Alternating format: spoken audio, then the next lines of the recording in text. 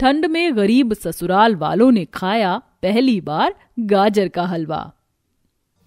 दिव्या बहू, ये ले गाजर ले आई हूँ।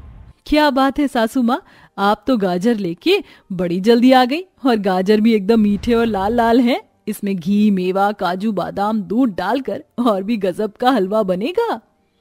थोड़ी देर में दिव्या गाजर का हलवा बनाकर ले आती है। सासू माँ, गर्मा गर्म हलवा बनकर तैयार है। ठंड के मौसम में गाजर का हलवा खाने का मजा ही अलग है। मुझसे तो वेट नहीं हो रहा है, चलिए खाते हैं। तभी गरीब अर्पिता और उसकी बेटी गुड्डी को द्वार पर खड़ा देखकर सावित्री कहती है, अरे अर्पिता, अंदर आओ ना। वो काकी जी, थोड़ी सी चीनी चाहिए थी, घर में खत्म हो गई है, और 2-3 दिनों से मनोहर जी को दिहाड़ी भी नहीं मिली है। तभी सावित्री की अमीर बहू दिव्या घमंड दिखाती हुई बड़बड़ाती है, मम्मी जी ने भी ना जाने किन्हीं गरीबों को मुंह लगा लिया है, जब देखो कुछ ना कुछ मांगने आ जाते हैं। ये कहकर दिव्या बड़े मजे से गाजर का हलवा खाने लगती है, जिसे देख ललचाए मन से 5 साल की गुड्डी बोलती है, मुझे भी गाजर का हलवा आना है। यही बात मुझे बुरी लगती है इन गरीबों की, दूसरों के खाने पर आंख गड़ाते हैं। दोष इन गरीबों का भी नहीं, क्योंकि दाल रोटी के सिवा मिलता ही क्या है। दिव्या की तानों भरी बातें गरीब अर्पिता के मन पर तीर की तरह चुभ जाती हैं। अर्पिता एक गरीब घर की बहू है, जहां सास, ससुर, एक ननद, जेठानी, 2 बच्चे भी हैं। इतने बड़े परिवार का खर्चा चलाना मनोहर के लिए हर दिन की बड़ी मुश्किल है। उनकी जिंदगी एक गरीब माटी के घर में बीत रही है, जहां हर रोज पूरे परिवार को ठंड का कहर काटना पड़ता है। आज तो बाकी दिनों से भी ज्यादा बड़ी ठंड है। सुलोचना, अब तो लग रहा है जान चली जाएगी। अरे सुधा बहू, बड़ी देर लगा दी। लाल चाय बनाने में पूरा घर भी धुएं से भर गया है। अर्पिता, चीनी ले आई तुम? हाँ सुधा दीदी, ये लीजिए। सुधा लाल चाय बनाकर अपने सास ससुर को देती है। तभी मनोहर कांपते ठिठुरते जाते हुए कहता है, अर्पिता, रोटी बांध दी हो तो दे दो। जी बस दे रही हूँ। हे भगवान, रोटी के साथ क्या बांधूं? अचार भी खत्म है, सब्जी भी नहीं।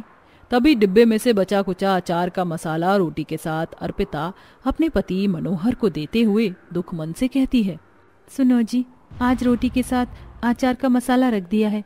2 ही आलू थे, माँ जी बाबूजी के लिए भुजिया बनाकर उन्हें और बच्चों को खिला दिया। मगर तुम सुधा भाभी और गौरी कैसे खाओगे? भैया आप चिंता मत करो, हम तीनों तो नमक से खा लेंगे। गौरी की इस बात से मोहन की आंख भर आई। वह खुद को लाचार महसूस करने लगा। मेरी कमाते हुए भी घर में इतनी गरीबी है कि मैं कमाते हुए भी 2 वक्त की रोटी भी अपने परिवार को भरपेट नहीं खिला पा रहा। किशोर भैया के चले जाने से मेरा एक हाथ कट गया। जब वो थे तो घर संभाल रखा था। किशोर का नाम सुनते ही विधवा सुधा की आंखों में आंसू भर आए। किशोर सुलोचना और हरिशंकर का बड़ा बेटा था। मनोहर और किशोर एक साथ मजदूरी करते। किशोर घर बिल्डिंग बनाने में निपुण था, इसलिए दोनों भाई तब अच्छा कमाते थे। मगर एकदम से किशोर जब बीमार रहने लगा था, जांच पड़ताल करने के बाद पता चला कि उसे कैंसर जितनी भयानक बीमारी है। बेटे को बचाने के लिए परिवार ने अपना घर द्वार और कर्ज लेकर पैसे लगाए, पर किशोर नहीं बचा। गरीबी इतनी हो गई कि लाचार होकर अब मनोहर को लेबर माटी में 100-200 कमाने के लिए कड़ाके की इस ठंड में 10 से 12 घंटे खटना पड़ता है। अच्छा अर्पिता, मैं चलता हूँ। तभी आंसू भरे मन से गुड्डी ने कहा, बाबूजी, मुझे और सोनू भैया को भी गाजर का हलवा खाना है, आप ले आओगे ना? हाँ चाचा जी, मुझे भी हलवा खाना है। हे भगवान, बच्चों को क्या बोलूं? इस ठंड में तो 2 वक्त का दाना पानी भी जोड़ना भारी पड़ रहा है। गाजर का हलवा कहाँ से कैसे लाऊंगा? ठीक है बच्चों, मैं ले आऊंगा। बच्चों का मन रखने के लिए मनोहर कांपता ठिठुरता काम पर आता है, जहां उसका सेठ चमनलाल गद्देदार कुर्सी पर हीटर लगाए बैठा था। भाई वाह, क्या गजब का गाजर का हलवा बनाया है गोपाल जी के हलवाइयों ने। हो, एकदम खोया और घी से लबालब भरा है। मनोहर आंस भरे मन से सेठ के पास आता है। सेठ जी, मेरे बच्चों को गाजर का हलवा खाने का बड़ा मन है। तो मैं क्या करूं? ये गाजर का हलवा बेचने बैठा हूं, या तुझे हलवाई दिख रहा हूं मैं? सेठ जी 500 रुपए ज्यादा कर देते आज तो। तभी चमन गरीब मनोहर को घूरता हुआ उसे झड़प कर बोला, अरे ओ, तेरे गरीब परिवार को दाल रोटी हजम नहीं हो रही क्या है? जितनी चादर है उतना ही पैर फैला, चल जा, जाकर काम कर। मनोहर आंखों में आंसू लिए गीली रेत उठाने लगता है।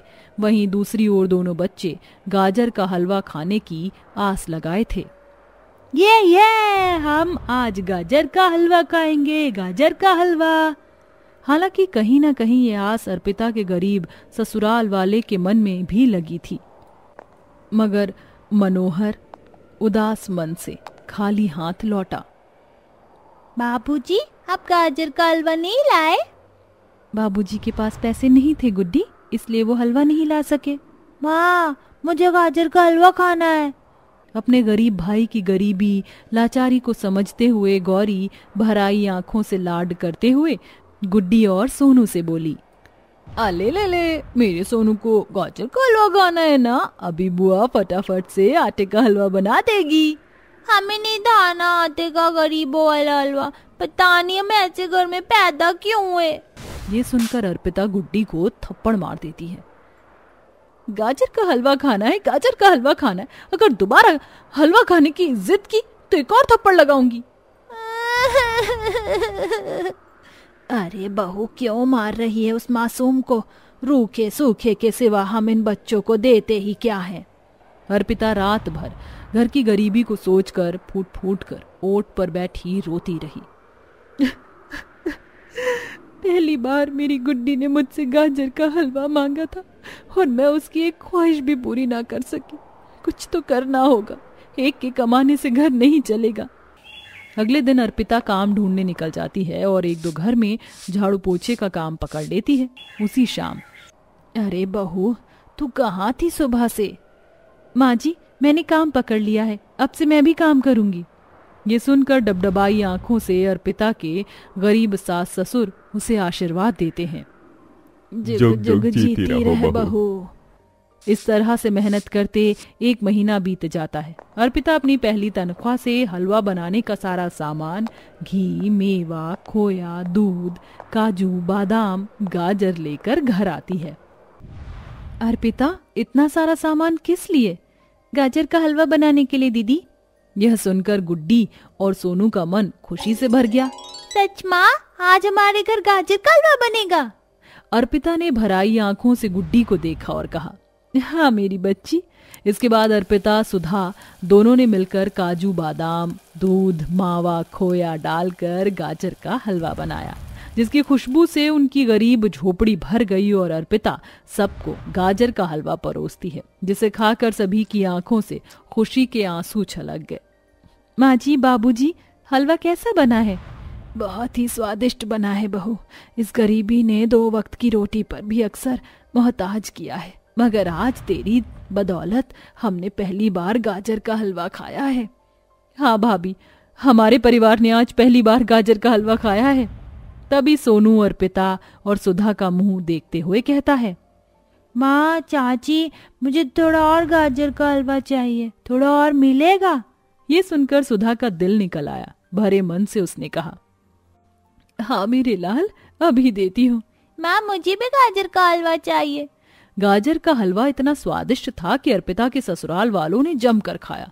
तभी हरिशंकर ने कहा, बहू, तूने बड़ा ही गजब का गाजर का हलवा बनाया है। इसके आगे तो हलवाई का भी महंगी महंगी मिठाइयाँ फेल है।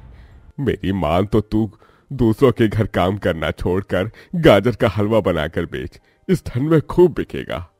अपने गरीब ससुर का दिया सुझाव अर्पिता के मन को जच गया और उसने न केवल अपनी मेहनत से अपने गरीब ससुराल वालों को पहली बार गाजर का हलवा बनाकर खिलाया, बल्कि थोड़े पैसे जोड़कर गाजर हलवे का व्यापार शुरू कर दिया।